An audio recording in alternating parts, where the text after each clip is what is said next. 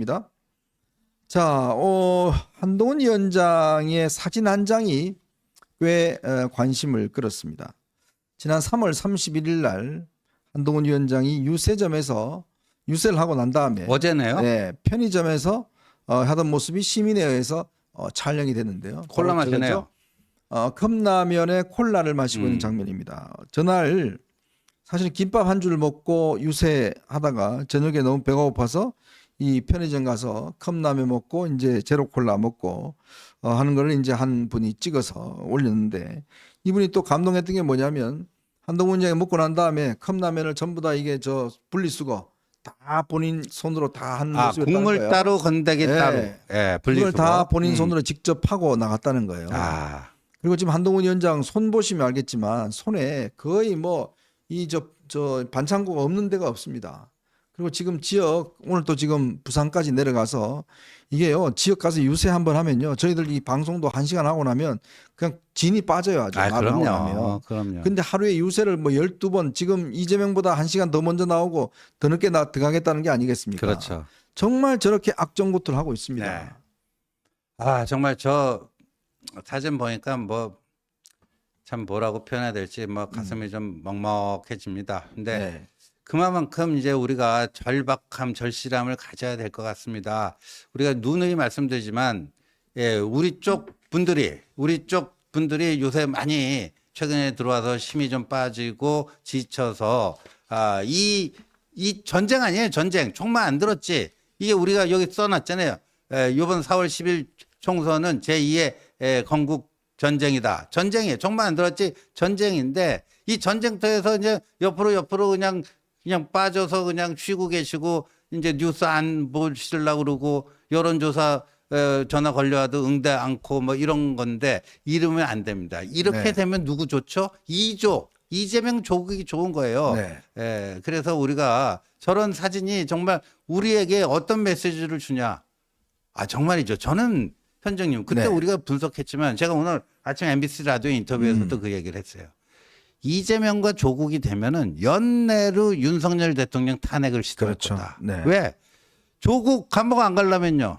예. 그다음에 이재명 지금 재판 4개인가 받고 있잖아요. 네네. 그 1심이지만 이재명이 사법 리스크로부터 헤어나올 수 있는 방법은 뭐냐? 네. 윤석열 대통령 탄핵시키고 조기 대선 해가지고 자기가 당선되면은 최소한 임기 중에는 감옥에 안 갈 거 아니에요. 그렇죠. 그리고 그렇게 해서 그걸로 그냥 퉁치고 간다. 이게 이재명의 전략 아니겠습니까? 네네. 조국은 조국대로 2심에서 지금 저 징역 2년 받았지만 최대한 법사에 들어가고 뭐하고 이거 질질 끌고 그 사이에 윤석열 대통령 탄핵 시키던가 뭐 해가지고 뭐 지가 어떻게든지 거기서 헤쳐나온다. 이거 아니겠습니까? 우리가 그 꼴을 인정해야 되겠습니까?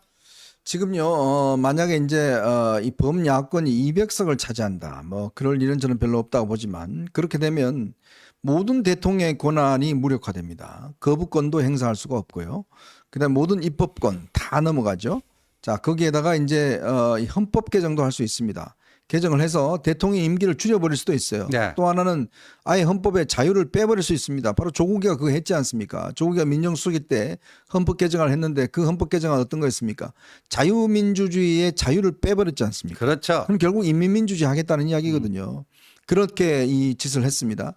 자, 그리고 200석을 하게 되면 이제 아무것도 대통령은 할 수가 없는, 사실상 뭐 식물 대통령이 될 수밖에 없습니다. 자, 그리고 180석을 한다 하더라고요. 거의 이제 그렇게 되면 뭐 지금과 마찬가지로 입법권 자체가 민주당이 가지고 있는 거기 때문에 사사건건 태클을 할 겁니다. 그렇죠. 아무것도 통과 못 합니다. 네. 결국 대통령 거부권으로 버틸 수밖에 없는데, 문제는 지금 하려고 하는 많은 개혁들이 보면 법 개정 사항들이 많습니다. 그럼요. 근데 법 개정을 하나도 할 수 없으면 결국은 이 3년을 그냥 뭐 예를 들어서 야당하고 싸우다가 볼일 다 볼 수밖에 없는 상황이거든요. 자, 그렇다면 최소한 이제 이 우리가 개헌 저지선, 이거는 이제 확보를 반드시 해야 될 것이고, 맞습니다. 이걸 하지 않으면 그냥 이 우리 지난번 대선 2022년 대선의 어떤 이 국민적 선택이 완전히 끝이 난다, 뒤집힌다, 이렇게 이제 바라볼 수밖에 없는 거 아니겠습니까? 그렇기 때문에 정말 이번 선거에서 우리가 이 결집해야 될 건 한동훈 위원장도 얘기했지만 부족한 점은 있지만 그러나 우리의 대선 민심, 대선의 어떤 국민의 뜻을 배반하지 않기 위해서는 반드시 이거는 우리가 의석을 확보해야 되는 거거든요. 맞습니다.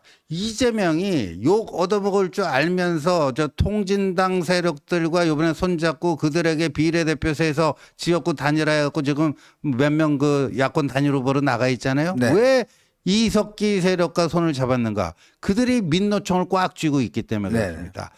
탄핵을 시키려면요. 우리가 2016년에도 경험을 해봤지만 뭐냐. 이게 국회의 힘만 갖고는 안 됩니다. 안 되죠. 길거리에 투쟁이 필요합니다. 네. 가두 투쟁. 근데 가두 투쟁은 민주당의 전문이 아닙니다. 누구의 전문이죠? 민노총. 그러니까 2016년 박근혜 대통령 탄핵 집회 때도 보면 이게 민노총이 다 정교조하고 있죠. 예, 민노총의 물자와 그 화력과 자금으로 한 거고 그때 문재인 세력은 거기 그냥 올라타서 묻어간 거예요. 네네. 예. 그래서 그 빚이 있는 겁니다. 그러니까 이재명이 이 통진당 세력들 이렇게 배치 달아주면 요거도 먹을 거 알면서도 그렇게 하는 이유가 뭐냐? 탄핵을 시키기 위해서는 그 사람들이 반드시 필요한 겁니다. 네. 그래서 꽉 쥐고 있는 겁니다. 이게.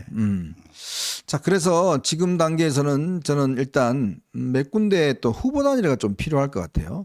오늘 일단 지금 장해찬 후보가 지금 정연욱 후보에게 후보 단일화를 제안을 했는데요. 지금 여론조사 방식을 통해서 후보 단일화하자. 그리고 또 지금 용인갑에 이원모 후보가 나와 있는 지금 양향자 의원이 나와 있습니다. 여기도 양향자 의원도 아마 후보 단일화에 좀 생각이 있는 것 같아요.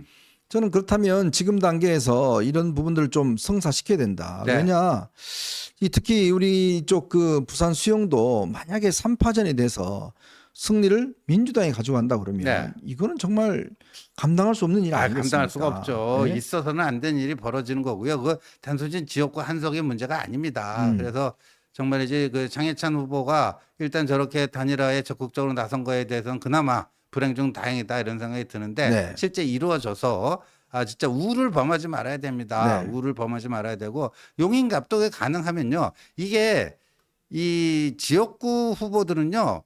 중앙당의 그 승낙 없이도 승인 없이도 후보자들 간의 합의가 이루어지면 단일화하면 단일화할 수 있죠. 예, 예. 그 법적으로 문제될 거 없어요. 어차피 떨어지는 거잖아요. 예, 예, 예. 어차피 떨어지는 거니까 네. 그런 걸 통해서 민주당한테는 의석을 주지 말아야 될 거 그 아닙니까? 용인갑에 어제도 우리가 사진 봤잖아요. 이상식이라고. 네. 아이고 그 저기 볼링 치고 앉았어요. 자기 뭐 50% 넘는 여론조사 네. 나왔다고 선거운동 안 하고 교만하게 지금 가고 볼링이나 치고 있고 말이에요. 네. 그 이상식의 와이프가 말이에요. 그 4년 전 재산 신고할 때 대비 지금 50억 원 정도 그 늘었다는 거 아닙니까? 그렇죠. 근데 무슨 이중군 화백인가 또 위작을 유통시켰다는 거죠. 네네 맞아요. 예. 참 그렇게 흠집이 많은 후보인데 이게 지금 갈라져 있으면 안 되니까 지금 마지막 남은 단일화. 그다음에 우리 보수층의 지금 총결집. 네. 저는 그게 필요하다. 맞습니다. 우리 내부에 제가 거듭 말씀드리지만 분열주의자들이 있습니다.